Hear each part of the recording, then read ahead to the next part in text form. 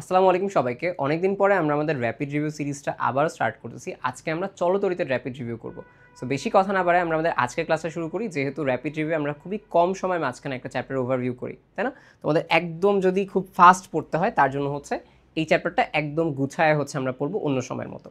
তো শুরু করি প্রথমেই, যেটা মাইন্ড ম্যাপ, অর্থাৎ আমরা এই চ্যাপ্টারটা কোন সিকোয়েন্সে পড়বো সেই জিনিসগুলো দেওয়া আছে এবং এটাকে তোমরা হচ্ছে অ্যাক্টিভ রিকলিংয়ের একটা পেজ হিসেবে ইউজ করবা। মানে হচ্ছে কি, তোমাকে তো পিডিএফ দিয়ে দিচ্ছি, তাই না? তুমি হচ্ছে মাঝে মধ্যে আসবা, এসে চিন্তা করবা আচ্ছা রোধ ভাইজান রোধে কী বলছিল, রোধের নির্ভরশীলতা কী, রোধের সূত্র কী, এইভাবে হচ্ছে মনে রাখবা। তুমি চিন্তা করবা আচ্ছা আপেক্ষিক রোধে যেন কী ছিল, এইভাবে। ওকে, সো এইটা এক একটা পয়েন্ট হিসেবে দেওয়া আছে, তুমি জাস্ট মাথায় চিন্তা করবা, এটা তোমার হচ্ছে কি রেসিডুয়াল নলেজটা বাড়াবে। আমরা এবার শুরু করি হচ্ছে আমাদের পরেরটা, সেটা হচ্ছে ইন ডিটেল টপিক, অর্থাৎ এটা হচ্ছে কোয়েশ্চেন অ্যানালাইসিস, কোন জায়গা থেকে প্রশ্ন বেশি আসে। তাহলে আজকে হচ্ছে আমরা দুইটা জায়গায় বেশি ফোকাস দিব, একটা হচ্ছে প্রবাহের দরুন যে তাপ উৎপন্ন হয় সেটা, এবং হচ্ছে রোধ। এবং রোধ হচ্ছে বইয়ে খুবই অগোছালোভাবে দেওয়া আছে, আমি সুন্দর মতো জিনিসগুলো হচ্ছে একসাথে করছি। ওই রিলেটেড অন্যান্য অধ্যায়ে কী কী ইনফরমেশন আছে সেটাও ইনক্লুড করছি, অর্থাৎ তুমি একসাথে এখন যখন রোধ পড়বা আর কিছু বাকি থাকবে না। ওকে, সুন্দর মতো এখানে দেওয়া আছে সব কিছু। বাদ বাকিগুলো তো পড়বোই, এমন না যে বাদ বাকি পড়বো না, আমরা এখানে প্রত্যেকটা জিনিস পড়বো, চিপা চাপার ভিতরেও জিনিসও পড়বো।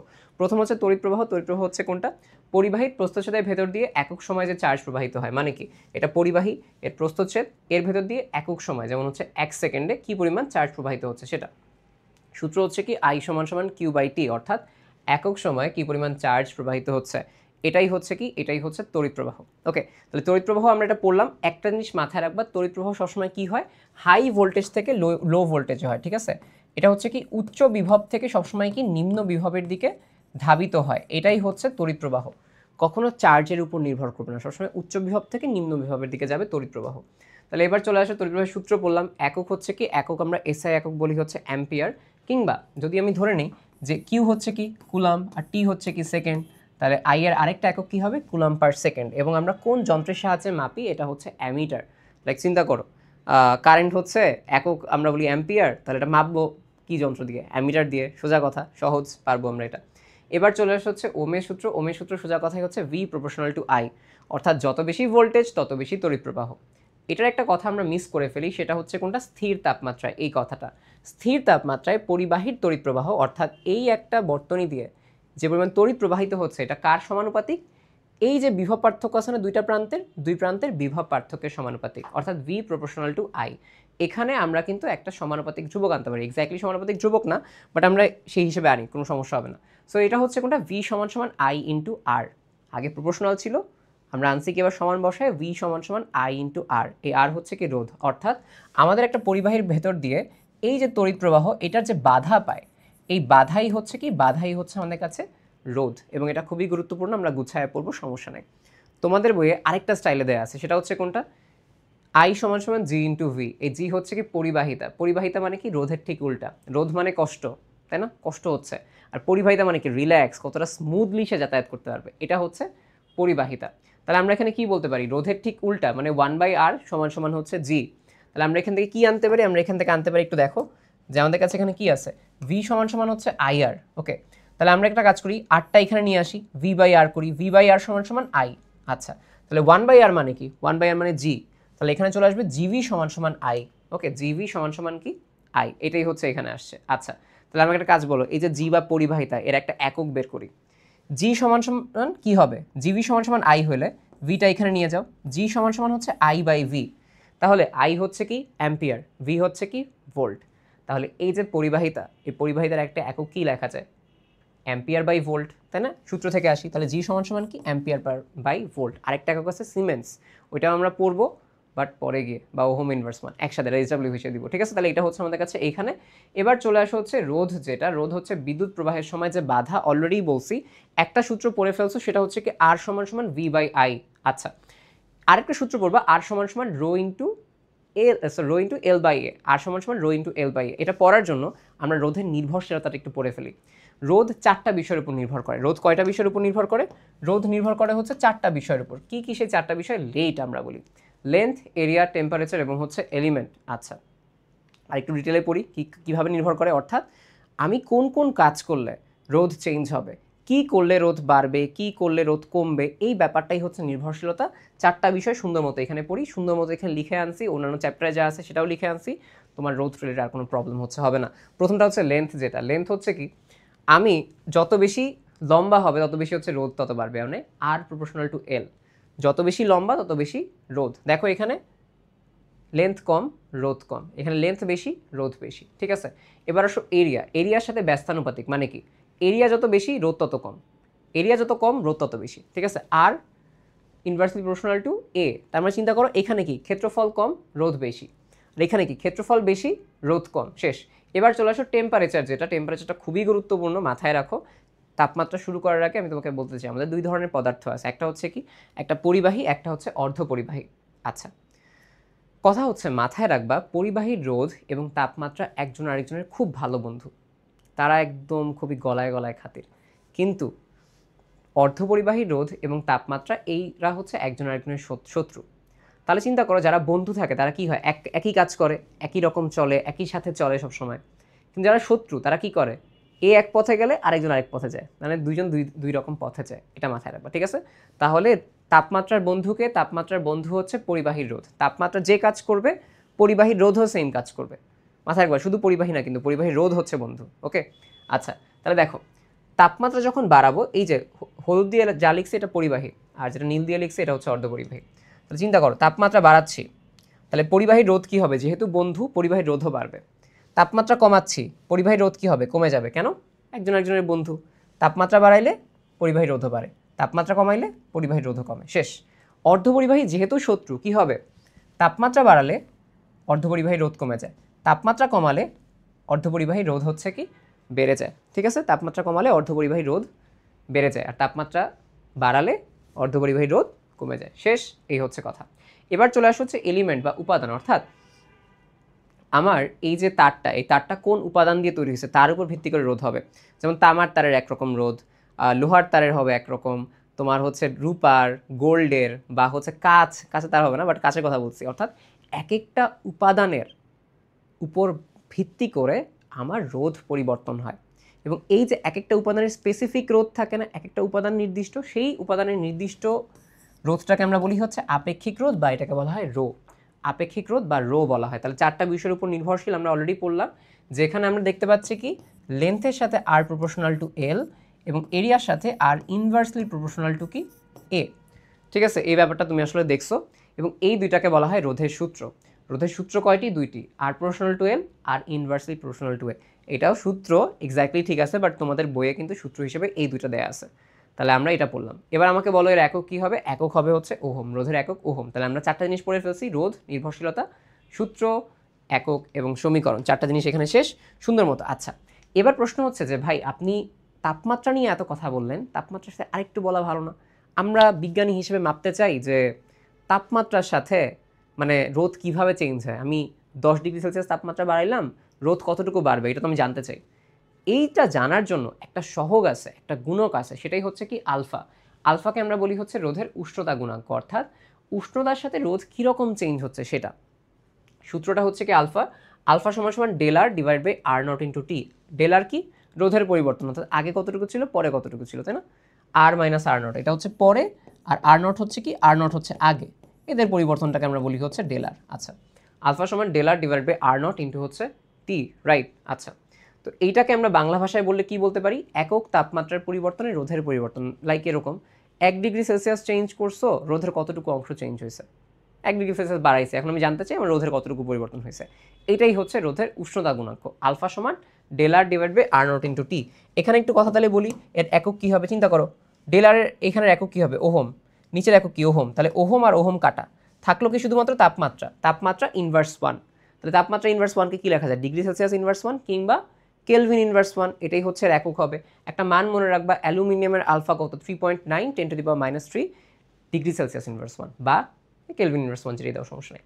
আচ্ছা, এখন প্রশ্ন আসতে পারে যে আমাদের হচ্ছে রোধটা তাপমাত্রা বাড়লে কেন বাড়ে। কারণ তাপমাত্রা বাড়ালে ইলেকট্রন ছোটাছুটি বেশি করে, ইলেকট্রন ছোটাছুটি বেশি করলে এদের সংঘর্ষ বাড়ে, সংঘর্ষ বাড়া মানে রোধ বা কষ্ট, তাই না। সংঘর্ষ বাড়া মানে কি, চলতে পারতেছে না ইলেকট্রন, তার মানে রোধটা বেড়ে গেছে। তাহলে সোজা কথা হচ্ছে কি, তাপমাত্রা বাড়ালে ইলেকট্রনের সংঘর্ষ হয়, ইলেকট্রনের সংঘর্ষের কারণে রোধ বেড়ে যায়। সোজা কথা হচ্ছে এটা, এটা হচ্ছে বইয়ের একটা কথা। এবার চলে আসে হচ্ছে আলফা রিলেটেড যে কথা। আলফার মান দুই ধরনের হতে পারে, একটা পজিটিভ একটা নেগেটিভ। পজিটিভ মানে কি, কার প্রতি তুমি পজিটিভ থাকবা, তোমার বন্ধুর প্রতি, তাই না?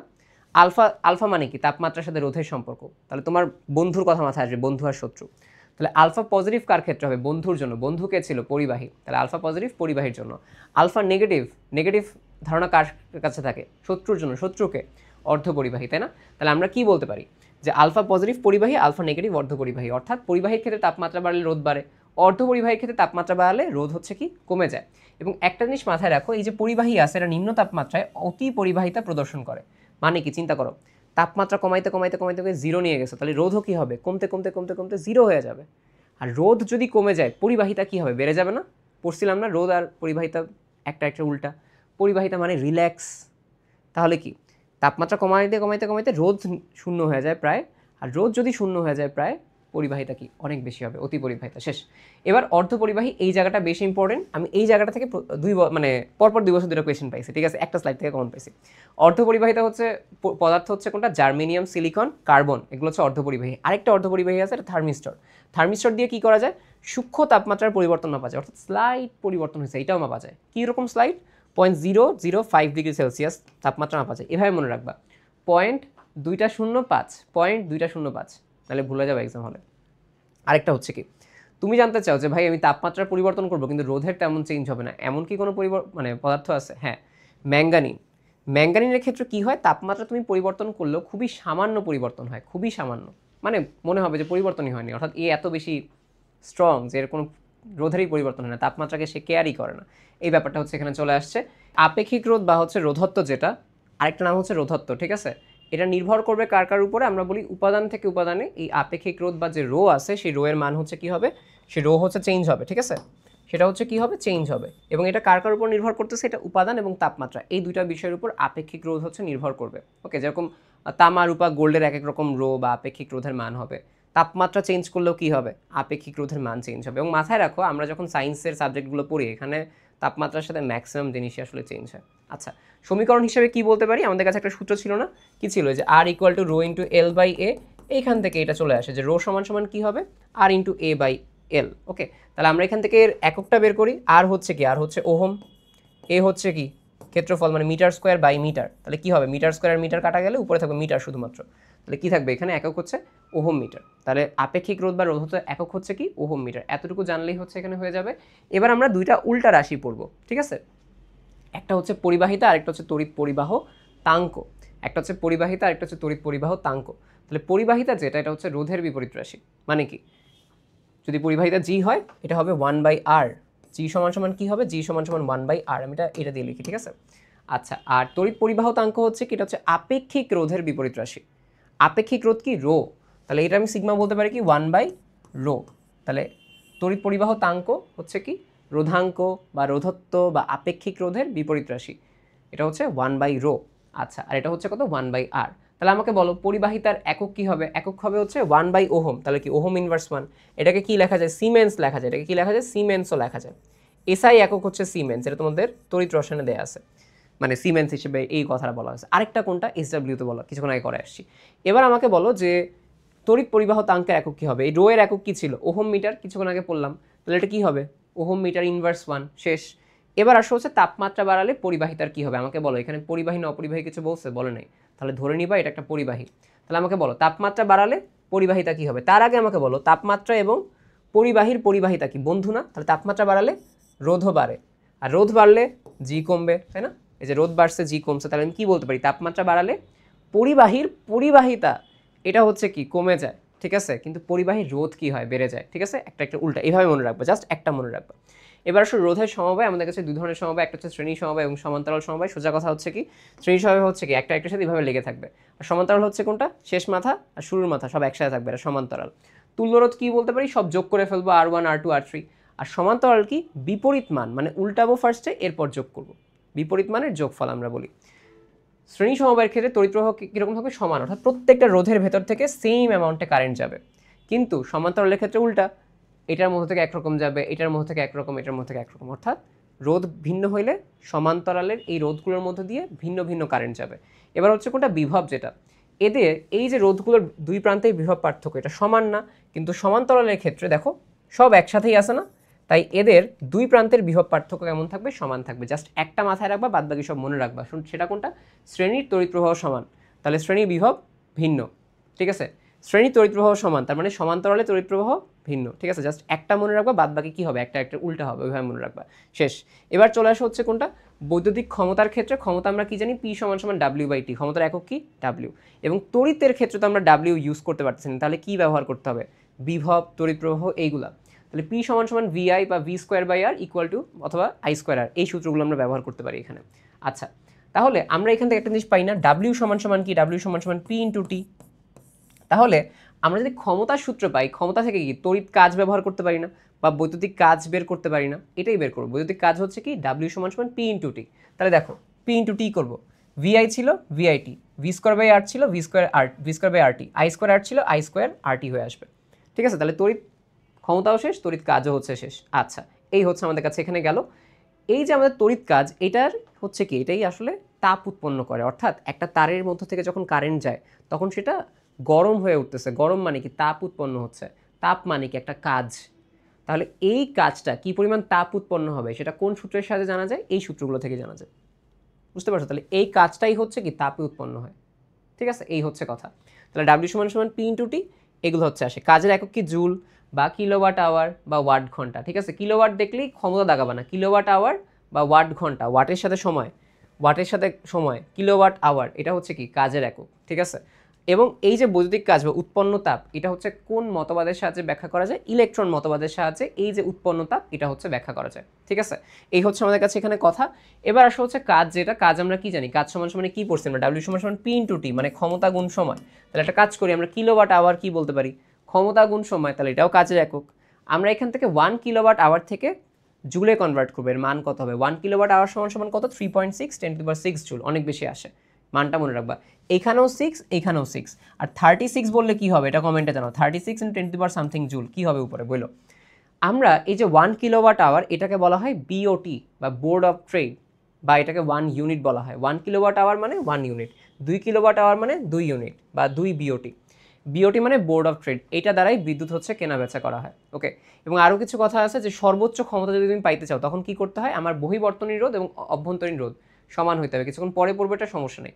বাহিরের রোধ থাকে, ভেতরের রোধ থাকে, এটা যদি সমান হয় একটা বর্তনীর ক্ষমতা ম্যাক্সিমাম হয়। ক্ষমতার সাথে এই জন্য একসাথে পড়াই দিছি এখানে, ঠিক আছে। আমাদের কাছে আবার চলে আসছে জুলের তাপীয় ক্রিয়ার সূত্র, অর্থাৎ একটা তারের মধ্য থেকে যখন হচ্ছে কারেন্ট প্রবাহিত হয় তখন যে তাপ উৎপন্ন হচ্ছে, এই রিলেটেড কিছু সূত্র থাকে। দেখো, জুলের তাপীয় ক্রিয়া আমরা শুধুমাত্র একটা সূত্র ব্যবহার করি, ওইখানে তো 3টা পড়ছিলাম, এখানে একটা, সেটা হচ্ছে কোনটা, H সমান সমান I²RT, তাই না। ওই যে কাজের সূত্র বা তাপের সূত্র, এটা H সমান সমান I²RT। এখানে জুলের 3টা সূত্র আছে, জুলের তাপীয় ক্রিয়ার প্রথম সূত্র, দ্বিতীয় সূত্র, তৃতীয় সূত্র। মনে রাখবা কেমনে, জাস্ট সূত্র মনে রাখো এইভাবে, H সমান সমান I²RT, H সমান সমান I²RT। তাহলে প্রথমটা কি, প্রথমটা হচ্ছে I², তাহলে H প্রপোর্শনাল টু I², এটা প্রথম সূত্র। দ্বিতীয়টা কি, H প্রপোর্শনাল টু R, দ্বিতীয় সূত্র। তৃতীয়টা কি, H প্রপোর্শনাল টু T, তৃতীয় সূত্র। বাংলা ভাষায় বলতে গেলে কি হবে, যে যদি রোধ এবং সময় ধ্রুবক থাকে তখন উৎপন্ন তাপ তড়িৎ প্রবাহের বর্গের সমানুপাতিক, শেষ। দ্বিতীয় সূত্র কি, H প্রপোর্শনাল টু R, তার মানে কি, যদি তড়িৎ প্রবাহ এবং সময় ধ্রুবক থাকে তখন উৎপন্ন তাপ রোধের সমানুপাতিক, শেষ। এই সূত্রটি মানে কি, যদি তড়িৎ প্রবাহ এবং রোধ ধ্রুবক থাকে তখন উৎপন্ন তাপ সময় বা হচ্ছে অতিক্রান্ত সময়ের সমানুপাতিক, শেষ। এই হচ্ছে কথা। 1 ক্যালোরি সমান 4.2 জুল এখানে বলা হয়েছে, বা 4.18, এবং 1 জুল সমান সমান 0.24 ক্যালোরি, ঠিক আছে। এই হচ্ছে আমাদের কাছে কথা।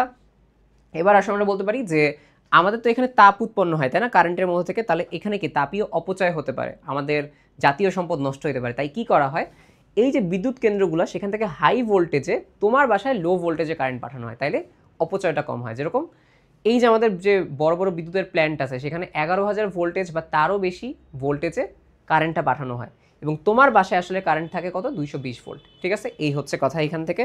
এবার চলে আসা হচ্ছে আমাদের কাছে দুইটা কথা, তারণ বেগ এবং হচ্ছে প্রবাহ ঘনত্ব। তারণ বেগ মানে হচ্ছে ইলেকট্রনের বেগ, আসলে যে ইলেকট্রন কী পরিমাণ বেগে যাচ্ছে, ইলেকট্রনের সংঘর্ষ হওয়ার পরেও কী পরিমাণ বেগে যাচ্ছে। তাহলে এই বেগের মান যাওয়ার আগে আমি কি বলতে পারি, যে এই যে একটা তারের ভেতরে ইলেকট্রন যাচ্ছে, এই ইলেকট্রন যাওয়ার কারণে কি তৈরি হচ্ছে, তড়িৎ প্রবাহিত হচ্ছে বা আই তৈরি হচ্ছে, তাই না। তাহলে এই আই সমান সমান কি, ভিনা, এটা মনে রাখবো সবসময়, আই সমান সমান বিনা, ঠিক আছে, বিনা পানি এরকম বলে না, আই সমান সমান বিনা। আই হচ্ছে কি তড়িৎ প্রবাহ, ভি হচ্ছে কি ইলেকট্রনের বেগ, ইলেকট্রন এই ই হচ্ছে কি ইলেকট্রনের চার্জ, এন হচ্ছে কি একক আয়তনে কয়টা ইলেকট্রন আছে। মনে করো এটা 1 মিটার কিউব একটা জায়গা, এখানে কয়টা ইলেকট্রন আছে, একটা দুইটা তিনটা, তাহলে এন এর মান কত হবে 3, ওরকম, ঠিক আছে, একক আয়তনে ইলেকট্রনের সংখ্যা। এ হচ্ছে কি ক্ষেত্রফল, আমরা বলতে পারি যে এই যে তারটা এর প্রস্থচ্ছেদের ক্ষেত্রফল কত হবে, ঠিক আছে। তাহলে আমি কি বলতে পারি, আই সমান সমান ভি না হলে এই যে আমার কাছে ভি আছে, এই যে আমার কাছে ভি আছে, এই ভি সমান সমান কি হবে আই ডিভাইডেড বাই ই না, শেষ। এটা হচ্ছে তারণ বেগ, আর কিছু লাগবে না। একক কি হবে মিটার পার সেকেন্ড। প্রবাহ ঘনত্ব, দেখো আমি তোমাকে বলি অধ্যায় 2, 3, 4, 5 এই তড়িৎ আর চুম্বকের যা আছে, ঘনত্ব মানেই ক্ষেত্রফল, অলওয়েজ মাথায় রাখবা, ঘনত্ব মানেই ক্ষেত্রফল, ঠিক আছে। হ্যাঁ, এটা দিয়ে তুমি ক্ষেত্রফল দিয়ে ভাগ দিবা, ওকে। প্রবাহ ঘনত্ব মানে কি, কারেন্টকে ক্ষেত্রফল দিয়ে ভাগ দিয়ে দাও। দেখো প্রবাহ ঘনত্ব জে সমান সমান আই বাই এ, প্রবাহকে ক্ষেত্রফল দিয়ে ভাগ দিয়ে দেওয়া, এটাই প্রবাহ ঘনত্ব। মজার ব্যাপার হচ্ছে প্রবাহ ঘনত্ব একটা ভেক্টর রাশি। বলতে পারো ভাই তড়িৎ প্রবাহ স্কেলার, আই স্কেলার কীভাবে, হ্যাঁ, এটা একটা ভেক্টর রাশি। এবং এই যে প্রবাহ ঘনত্ব, এর দিকটা কোন দিকে হবে, এর দিক হবে তড়িৎ প্রাবল্যের দিকে বা প্রবাহের দিকে। মানে কি, তোমার এই যে প্রবাহটা হচ্ছে, কারেন্ট যেদিকে যাচ্ছে এই দিকটাতেই হচ্ছে কি যে ভেক্টরের দিক, এই দিকটাতেই প্রবাহ ঘনত্বের দিক। দেখো প্রবাহের দিক যেই দিকে, তড়িৎ প্রাবল্যের দিকও সেম দিকে, একটা বললেই হয়, তোমাদের বইয়ে তড়িৎ প্রাবল্য দেওয়া আছে। সো প্রবাহের দিক বলো বা তড়িৎ প্রাবল্যের দিক বলো, সেই দিকটাই হচ্ছে প্রবাহ ঘনত্বের দিক। এর একক কি হবে বলো, আই হচ্ছে কি অ্যাম্পিয়ার আর এ হচ্ছে কি মিটার স্কোয়ার, তাহলে কি হবে অ্যাম্পিয়ার পার মিটার স্কোয়ার, কি হবে অ্যাম্পিয়ার পার মিটার স্কোয়ার, শেষ। এবার চলে আসা হচ্ছে আমাদের কাছে বৈদ্যুতিক ফিউজ বা নিরাপত্তা ফিউজ। এটা হচ্ছে কি, আচ্ছা আইফোন 17 প্রো ম্যাক্স, এটা হচ্ছে ধরেই নিতে হবে তোমাকে যে একটা, মানে আমার নিজেই ধরে নিতে হবে যে হ্যাঁ একটা আইফোন আছে, এইভাবেই ধরে নিচ্ছি, ঠিক আছে। আচ্ছা, সো এবার আসো আমি তোমাকে বলি কি হচ্ছে, তুমি তোমার আইফোনকে মনে করো চার্জ দিবা, এখন আমি কি জানি যে এইটা থেকে অনেক বেশি কারেন্ট আসলে অনেক বেশি হিট প্রডিউস হয় না, এই যে এইচ প্রপোর্শনাল আই স্কোয়ার কিছুক্ষণ আগে পড়লাম, তাহলে যত বেশি কারেন্ট তত বেশি হিট। এখন হঠাৎ করে মনে করো ওই যে বৈদ্যুতিক প্ল্যান্ট থেকে অনেক বেশি কারেন্ট চলে গেছে, তাহলে তোমার মোবাইল তো আইফোন 17 প্রো ম্যাক্স নষ্ট হয়ে যাবে।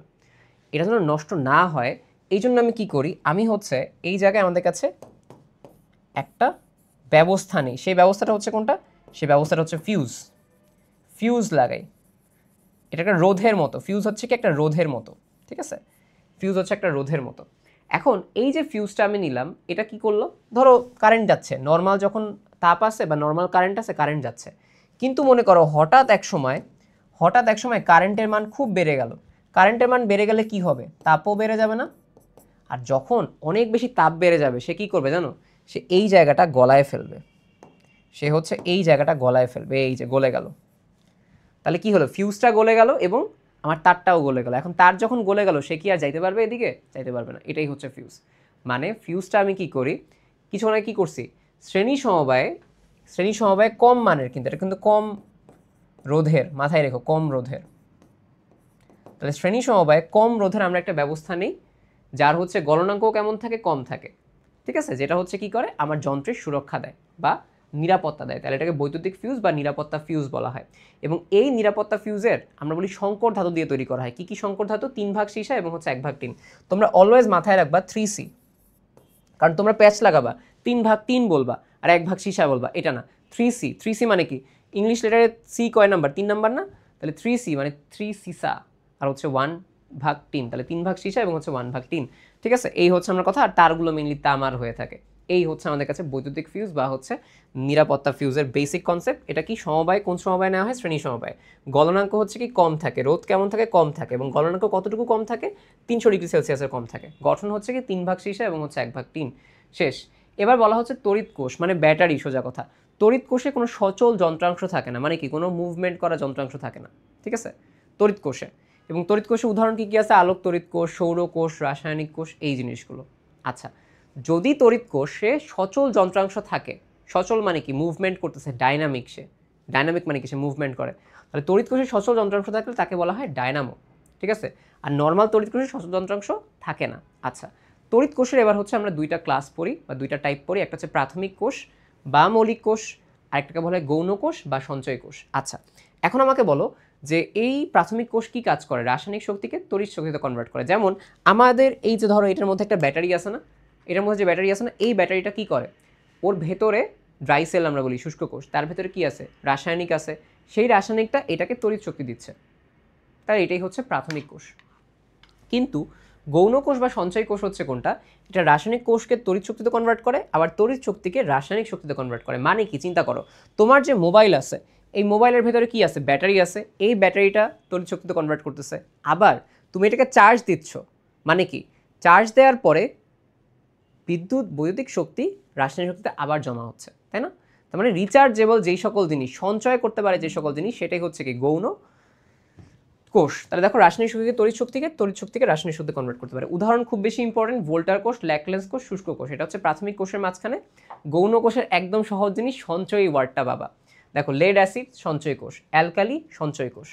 মোবাইলের কথা চিন্তা করলেই বলবা যে তড়িৎ থেকে রাসায়নিক, রাসায়নিক থেকে তড়িৎ, তড়িৎ থেকে রাসায়নিক, রাসায়নিক থেকে তড়িৎ, তড়িৎ থেকে রাসায়নিক, বারবার রিচার্জেবল করা যায়। ঠিক আছে, এই হচ্ছে তড়িৎ কোষের উদাহরণ আমাদের কাছে গেল। এবার চলে আসা হচ্ছে তড়িৎ কোষে আমরা কি বলতে পারি, দুইটা পার্ট আমরা পাই, একটা হচ্ছে অভ্যন্তরীণ রোধ আর একটা হচ্ছে তড়িৎচালক শক্তি। এটা একটা মনে করো ব্যাটারি, এই ব্যাটারির গায়ে যে পরিমাণ ভোল্টেজ লেখা থাকে সেটাই হচ্ছে তড়িৎচালক বল। ঠিক আছে, ভোল্টেজ, এটা কিন্তু তড়িৎচালক বল। আচ্ছা, এবং এই ব্যাটারির ভেতরে নিজস্ব পদার্থের কারণে এর মধ্যে একটা রোধ তৈরি হয়, এটাকে আমরা বলি কি, এটাকে আমরা বলি অভ্যন্তরীণ রোধ। আর বাহিরে যে রোধটা থাকে সেটাকে বলা হয় বহিস্থ রোধ। ওকে, তাহলে এখন আসা হচ্ছে তড়িৎচালক বলের একক কি হবে। তড়িৎচালক বল কি বলছিলাম, যে এটা একটা বিভব বা ভোল্টেজ। তো তড়িৎচালক বলের সর্বাধিক ব্যবহৃত একক হচ্ছে ভোল্ট। এবং আমরা এই যে তড়িৎচালক বল যেহেতু ভোল্টেজ, তাহলে ভোল্টেজকে আমরা কি জানি, ভি সমান সমান W/Q, জানি না এটা? এটাও জানি একটা সূত্র। তাহলে এই ভোল্টেজের আরেকটা একক কি আসবে, জুল পার কুলাম। এই দুটো হচ্ছে মাথায় রাখলে এখান থেকে হয়ে যায়। এবার চলে আসা হচ্ছে এইখানে আমাদের কাছে কয়েকটা কথা। এটা হচ্ছে আমার ব্যাটারি, ই হচ্ছে আমার তড়িৎচালক বল বা গায়ে লেখা যে বিভবটা থাকে সেটা, আর হচ্ছে আমার অভ্যন্তরীণ রোধ। আচ্ছা, তো এখান থেকে কি হবে, কারেন্ট বের হবে, কারেন্ট বের হয়েছে বহিস্থ রোধ থেকে যাবে, এই ব্যাপারটা চলে আসে। আমি এই ব্যাপারটাকে একটা ছোট্ট উদাহরণ দিয়ে সবসময় বলি। তোমার বাসায় তোমাকে 500 টাকা দিল, ঠিক আছে, তোমাকে বললো যে তুই গিয়ে বাজার করে নিয়ে আয়, ঠিক আছে। বাসায় তো জানে যে 500 টাকার বাজারই করবা হয়তো বা। তুমি গিয়ে দেখলা তোমার 400 টাকার বাজার হয়েছে, ঠিক আছে, বাকি 100 টাকা আছে। এখন তুমি বলা যে বাসায় 100 টাকা দিব, দিলে তো নিয়ে যাবে, থাক আমি একটু এখানে ফুচকা খাই ফেলি নিজেই, ঠিক আছে। তো এইটাকে আমি তুলনা দিই কার সাথে, এই যে 400 টাকা, এই 400 টাকা বাইরে খরচ করছো, আর 100 টাকা তুমি তোমার নিজের পকেটে ভরে ফেলছো। এই ঘটনাটা দেখো। ই হচ্ছে কি তড়িৎচালক বল বা আমরা বলি ভোল্টেজ, যেটা ব্যাটারিতে লেখা থাকে। এইটা মনে করো তোমার বাসায় যে 500 টাকা দিছে তার মতো গেল। তুমি বাসা থেকে বের হয়ে এই যে রোদটা এইখানে খরচ করলা 400 টাকা, ঠিক আছে, বাকি 100 টাকা রয়ে গেছে না, এইটা তুমি আসলা, ভিতরে আসলা, এটা হচ্ছে এই যে অভ্যন্তরীণ, মানে তোমার নিজের মধ্যে রেখে দিছো, অভ্যন্তরীণ রোধ বা তোমার নিজের পকেটে ভরে ফেলছো তার মতো। তাহলে কি বলতে পারি আমরা, জিনিসটাকে দেখো, যে আমাদের কাছে এই যে ইটা আছে,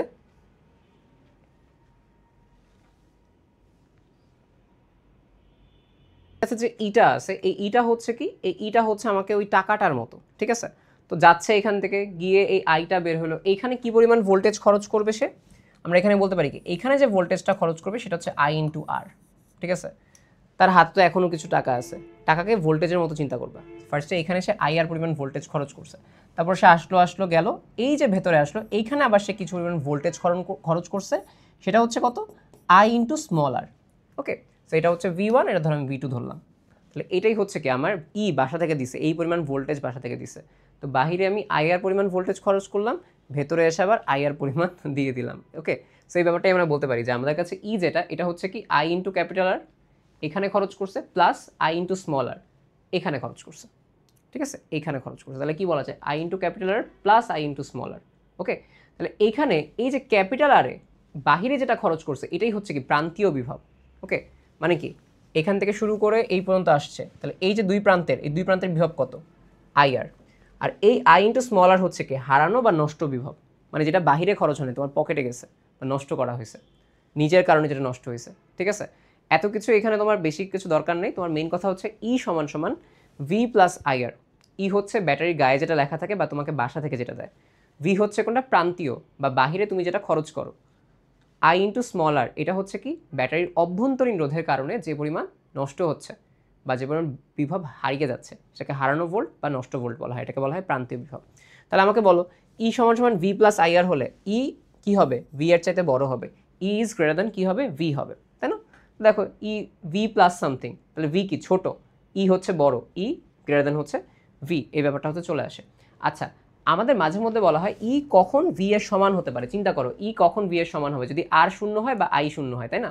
তাহলে আর শূন্য কি সম্ভব কিনা, আর শূন্য অসম্ভব, অভ্যন্তরীণ রোধ কখনো শূন্য হতে পারবে না। আই সমান সমান 0 যদি আমি বলি, এটা হইতে পারে কখন, যখন আমি বর্তনীটা খোলা বা মুক্ত অবস্থায় রাখি, মানে কি বর্তনী ওপেনই করিনি, সুইচই দেইনি, তাইলে আই সমান সমান 0 হবে। আর আই সমান সমান 0 হলে কি আই ইন্টু আর 0, ই সমান সমান ভি হবে। বাট নর্মাল টাইমে, নর্মাল কন্ডিশনে ই সবসময় ভি এর চাইতে বড় হবে। মানে আমার বাসা থেকে যেটা দিবে তার পুরোটা আমি বাইরে খরচ করতেছি না, ঠিক আছে, এই হচ্ছে কথা। এখন আমার কথা হচ্ছে এটা কোষের সমবায় রিলেটেড, 3টা সমবায়, শ্রেণী, সমান্তরাল, মিশ্র, মানে পরপর দেওয়া, সমান্তরাল স্টাইলে দেওয়া, মিশ্র মানে কি এটার মধ্যে শ্রেণীও আছে, সমান্তরাল আছে, দেখো শ্রেণীও আছে আবার সমান্তরাল আছে, এটাকে বলা হয় মিশ্র সমবায়। এবার চলে আসা হচ্ছে শ্রেণী এবং সমান্তরাল সমবায়। এইখানে আমি লাস্ট বারের মতো একটু সময় নিব। সেটা হচ্ছে কি, শ্রেণী সমবায়ের ক্ষেত্রে টোটাল কারেন্ট হচ্ছে কত হবে, দেখো কতগুলা ব্যাটারি দেওয়া আছে ই তড়িৎচালক শক্তির, ঠিক আছে, আমি এখানে ভোল্ট বলি, ঠিক আছে, ই ভোল্টের ব্যাটারি, আর এখানে কতগুলো ই ভোল্টের ব্যাটারি আছে, সেটা কি সমান্তরাল স্টাইলে দেওয়া আছে। ওকে, তাহলে এখন আমি যদি বলি যে এতগুলা, আমি এখানে কয়টা ব্যবহার করছি, ব্যাটারি 3টা, 1টা 2টা 3টা, তাহলে এতগুলা ব্যাটারির কারণে এই যে বর্তনী আছে এখানে কি পরিমাণ তড়িৎ প্রবাহিত হবে, সেই তড়িৎ প্রবাহ হচ্ছে কত, আইএস সমান N E divided by N R plus capital R. কী বলছি দেখো, এন মানে কি, এন মানে কয়টা ব্যাটারি, 1টা 2টা 3টা, তাহলে এখানে এন সমান কত, 3। আচ্ছা, এন ইন্টু স্মল আর, এই স্মল আর মানে কি, স্মল আর মানে হচ্ছে অভ্যন্তরীণ রোধ, স্মল আর মানে কি অভ্যন্তরীণ রোধ, ঠিক আছে, এই হচ্ছে কথা। আর ক্যাপিটাল আর হচ্ছে কোনটা, ক্যাপিটাল আর হচ্ছে তার যে বহিস্থ রোধ সেটা। ওকে, তাহলে N E divide by N small R plus হচ্ছে ক্যাপিটাল আর। মনে রাখার ট্যাকটিক্স বলছি কিছুক্ষণ পর। যদি সমান্তরাল হয় তখন কি হবে, তখনও সেম ক্ষেত্রে এন ই হবে, বাট এই ক্ষেত্রে small R plus N into capital R, ঠিক আছে, small R plus N into capital R, এই ব্যাপারটা তোমাকে ওইখানে বুঝতে হবে, ঠিক আছে। এখন আমি তোমাকে জাস্ট মনে রাখার ট্যাকটিক্সটা বলি। শ্রেণী মানে কি, শ্রেণী মানে আমরা ছোটোবেলায় শ্রেণী কক্ষে পড়তাম। আর সমান্তরাল বললে বুঝবা সামন্তলাল, মানে সে একজন মনে করো জমিদার টাইপ, ঠিক আছে, তাহলে জমিদার কারা হয়, যারা বড় হয়, তাই না। আর শ্রেণী কক্ষে কারা থাকে, যারা হচ্ছে ছোটো মানুষজন থাকে তারা। তাহলে শ্রেণী বললেই তুমি বুঝবা তোমার যে এন, সেই এন কার সাথে যাবে, এন যাবে ছোট মানুষের সাথে। আর যদি বলি সামন্তলাল বা সমান্তরাল, সেক্ষেত্রে এন কার সাথে যাবে, বড় মানুষের সাথে। বড় মানুষকে আমি বলতে পারি, এখানে দেখো এন ইন্টু ছোটো মানুষ হচ্ছে স্মল আর, আর এন ইন্টু বড় মানুষ মানে কি, এন ইন্টু ক্যাপিটাল আর, ঠিক আছে। এই দেখো দুইটার ক্ষেত্রে NE divide by N small R, N into small R plus capital R. Samantalal বড় মানুষ, আর প্লাস এন আর, দুইটার ক্ষেত্রে কিন্তু আর প্লাস আর আছে, জাস্ট এনটা রিপ্লেস হয়েছে, শেষ। এবার আমি যদি বলি যে এইটা কিভাবে সাজাইলে কার্যক্ষমতা বৃদ্ধি পাবে, ঠিক আছে, আমি যদি বলি যে আর এন আর এর চাইতে বড় হইলে কার্যক্ষমতা বৃদ্ধি পাবে, এই সূত্রে আর এন আর এর চাইতে বড় হইলে কার্যক্ষমতা বৃদ্ধি পাবে, আর এন আর এর চাইতে ছোটো হইলে কার্যক্ষমতা হ্রাস পাবে। গেল, বুঝাই দিচ্ছি কিছুক্ষণ পরে। দেখো সমান্তরালের ক্ষেত্রে স্মল আর গ্রেটার দ্যান এন আর যদি হয় তখন সেক্ষেত্রে কার্যক্ষমতা বৃদ্ধি পাবে, আর ঠিক উল্টা হলে কার্যক্ষমতা হ্রাস পাবে। সোজা কথা একটু বলি, মনে রাখার একটা ট্যাকটিক্স বলো, মাথায় রাখবো, শুনো। কার্যক্ষমতা কখন বৃদ্ধি পাবে আমি তোমাকে বলি, একা ব্যক্তি যদি বড় হয়, একা ব্যক্তি যদি বড় হয় তখন কি হবে, কার্যক্ষমতা বৃদ্ধি পাবে। একা ব্যক্তি বড় হইলে কার্যক্ষমতা কি হবে, বৃদ্ধি পাবে, ঠিক আছে। জিনিসটা চিন্তা করো, একা ব্যক্তি মানে হচ্ছে কি, তোমার তো এই সূত্র মনে থাকবে না, এনই ডিভাইড বাই আর প্লাস আর হবে, কার সাথে এন হবে, শ্রেণী হলে ছোট মানুষের সাথে এন আর, সামন্ত লাল হইলে ক্যাপিটাল আর এর সাথে যাবে, তাহলে R plus N into capital R, তাই না। এইটা হচ্ছে গেল, মনে রাখছো না। আমি কি বলছি, যার কার্যক্ষমতা কার বৃদ্ধি পাবে, যদি একা মানুষ বেশি থাকে, একা মানুষ, তাহলে আমাকে বলো এই সূত্রে একাকে, এই সূত্রে একা হচ্ছে আর, তাহলে আর যদি এনআরের চাইতে বড় হয় তাইলেই কার্যক্ষমতা বৃদ্ধি পাবে, শেষ, গেল। এবার আমাকে বলো সামন্তলাল সূত্রে বা সমান্তরাল সূত্রে কে বৃদ্ধি পাবে, কি বলছি, একা বেশি থাকলে কার্যক্ষমতা বৃদ্ধি পাবে, এখানে একাকে আর, তাহলে দেখো আর গ্রেটার দেন এনআর যদি হয় কার্যক্ষমতা বৃদ্ধি পাবে, শেষ। তাহলে ঠিক উল্টা হইলে কি, কার্যক্ষমতা হ্রাস, ঠিক উল্টা হইলে কার্যক্ষমতা হ্রাস, শেষ, খুবই সহজ। এবার আমার আসা হচ্ছে কার্যক্ষমতা যখন বৃদ্ধি পায় তখন কারেন্ট কি হবে। এটা কিন্তু মেডিকেলের জন্য ইম্পর্টেন্ট না, বাট যদি ভিতর থেকে আসে সেটার জন্য আসে, আমাদের র্যাপিড রিভিউ সব কিছু রিভিশন হচ্ছে এখানে, ঠিক আছে। আইএস যেটা, ঠিক আছে, আইএস এটা কি হবে, যখন কার্যক্ষমতা বৃদ্ধি পেলে তখন কি পরিমাণ কারেন্ট আমি পাবো, সেটা হচ্ছে কি N into E by R, N into E by R. মাথায় রাখবা কার্যক্ষমতা যখন বৃদ্ধি পায় তখন যে একা থাকে সে নিচে থাকে, কার্যক্ষমতা বৃদ্ধি পেলে কি বলছিলাম, একা সবসময় প্রাধান্য বিস্তার করে। তাহলে দেখো এনই উপরেই থাকবে, একাকে এখানে আর, একা আর চলে আসছে, কার্যক্ষমতা বৃদ্ধি পাইছে, একা যে সে প্রভাব বিস্তার করবে, নিচে কে আছে, আর, এখানেও নিচে আর আছে, তাহলে N into E by R, শেষ। আর এর ক্ষেত্রে উল্টা হবে, ই বাই আর আর ই বাই ক্যাপিটাল আর, ঠিক আছে। ই থাকবে দুই কেসেই, এখানে কে যে দোকলা, সে দোকলা কে আছে, এই যে আর আসবে, এখানে দোকলা কে আছে, এন ইন্টু ক্যাপিটাল আর, তাহলে এখানে আর আসবে, শেষ। এই হচ্ছে কথা, একটা একটার সাথে উল্টায় পড়বা, লিখ বা এটা তোমরা হচ্ছে আমাকে SW দিবা। ওকে, এই হচ্ছে কার্যক্ষমতা বৃদ্ধি বা হ্রাস, দুইটা পার্ট হচ্ছে আমাদের কাছে চলে গেছে। এবার যদি বলা হয় অনেকগুলো একসাথে থাকে, লাইক আমাকে এখানে কয়টা এন যদি বলা হয় সারিতে উপাদান সংখ্যা, এম হচ্ছে সারি সংখ্যা, মানে মিশ্র সমবায় যদি থাকে, তখন সেক্ষেত্রে কারেন্টের সূত্রটা কী হবে? একটু সোজা কথা বলি, আই সমান সমান M N E divide by M R plus N R, M R plus হচ্ছে এন আর। সোজা কথা একটু এখানে শুনো, এম হচ্ছে কি? এম হচ্ছে সারি সংখ্যা, কয়টা সারি? একটা, দুইটা, তিনটা। আর এন হচ্ছে কি? এন হচ্ছে আমরা বলি সারিতে উপাদান সংখ্যা, একটা, দুইটা, তিনটা, চারটা। বুঝতে পারছো? এটা হচ্ছে এন, আর এম হচ্ছে কোনটা? সারি সংখ্যা, এক, দুই, তিন।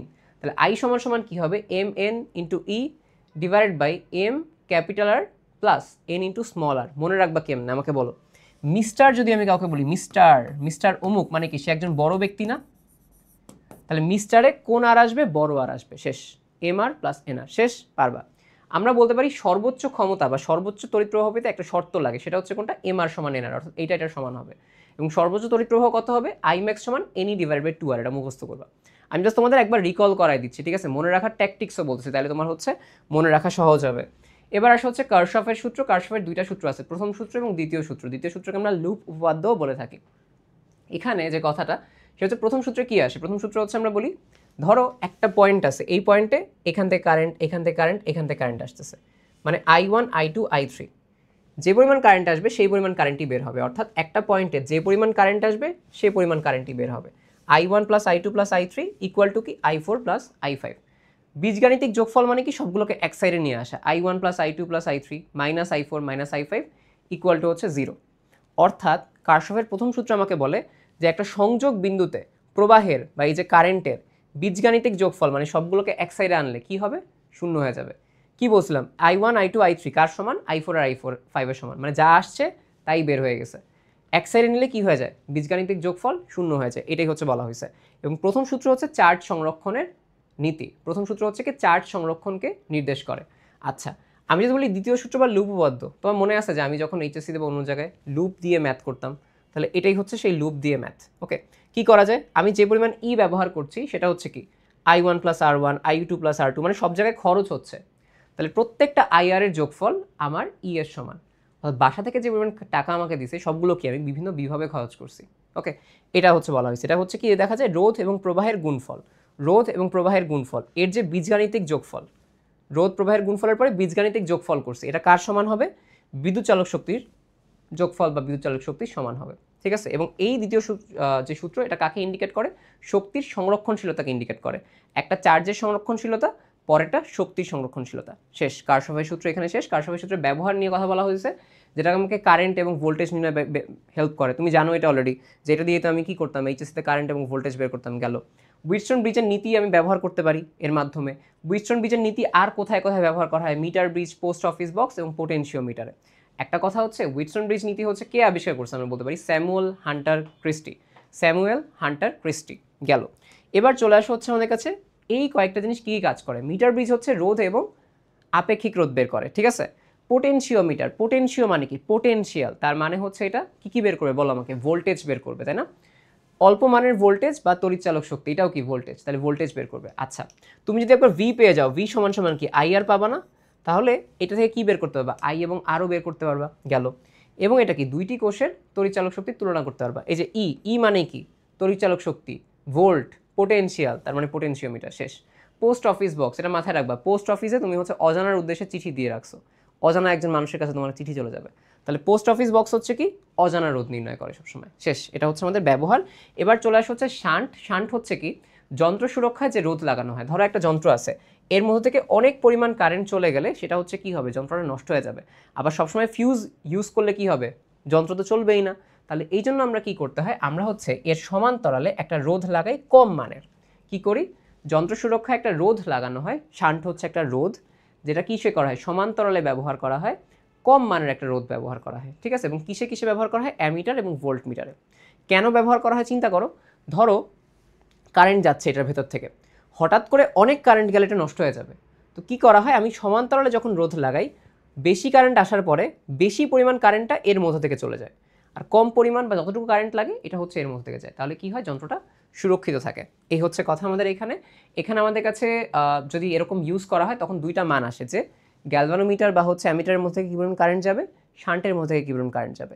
আমরা জানি গ্যালভানোমিটারের মধ্যে থেকে আইজি পরিমাণ কারেন্ট যাবে, শান্টের মধ্যে থেকে আইএস পরিমাণ কারেন্ট যাবে। মান কীভাবে বের করবা, আইএস সমান সমান I into G divide by G plus S, I G সমান সমান I into S divide by G plus S. দেখো এই আই হচ্ছে কি মোট যে কারেন্ট সেটা, নিচে দুইটার ক্ষেত্রে জি প্লাস এস আছে, কিন্তু চিন্তা করো যখন আমি শান্টের কথা বলছি তখন উপরে কি আছে, গ্যালভানোমিটারের রোধের মান, ঠিক আছে।